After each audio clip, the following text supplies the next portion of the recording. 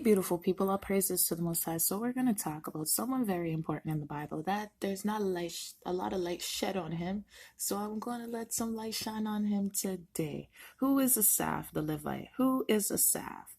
He was an Israelite from the tribe of Levi, a psalmist, a seer, a minister of God, a close friend of King David, and one of David's seers. Just like Gad was one of David's seers, so was Asaph.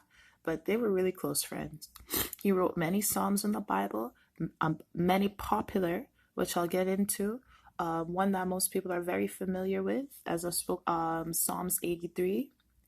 They have taken crafty counsel against thy people and consulted with thy hidden ones. Well, Asaph, the Levite, he, the minister of God, he is the one who wrote it. The Psalms of Asaph are the 12 Psalms numbered as 50. He wrote Psalms 50 in the Bible, and he wrote Psalms from 73 to 83. And as 49, and he wrote 49 in the Septuagint, and 78, Psalms 78 to 82 in the Septuagint. They are located in the book of Psalms in the Hebrew Bible, which is also called the Old Testament.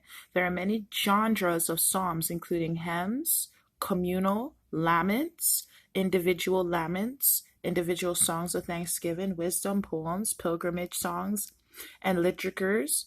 Several of the Psalms of Asaph are categorized as communal laments because they are considered for the well-being of the whole community of people. Communal laments encompass a description of some sort of severe destruction followed by a cry out to God for help and a reference to his great mercy of the past.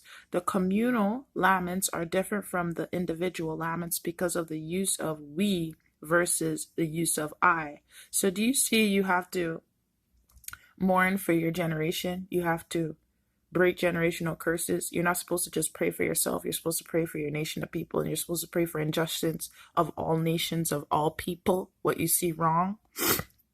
But where's the love in your hearts when you just see your own people? When you only see judgment for your own kind and for other people, and you don't love all. The psalmists are filled with thanksgiving and praise toward God. Many of these psalms cast forth destruction or devastation in the future for their tribes, but are balanced with God's mercy and saving power for the people. Some of the Psalms of Asaph are not labeled as only from Asaph, but as for the leader. Some interpret this to mean that they were written to be read by an oracle and proclaimed in front of a large audience, or simply that it was a cue to the lead singer or chief musician. Let's go in the Bible, some scriptures. 2 Chronicles 35 and 15. And the singers of the sons of Asaph were in their place, according to the commandment of David and Asaph. You hear that? Asaph was the chief. You know that? In their service. Every gate they might not depart from their service, for their brethren the Levites prepared for them. Now Ezra 2 and 41. The singers, the children of Asaph, 120 and 8. Now 1 Chronicles 16 and 7. Then on the day, David delivered first his psalm to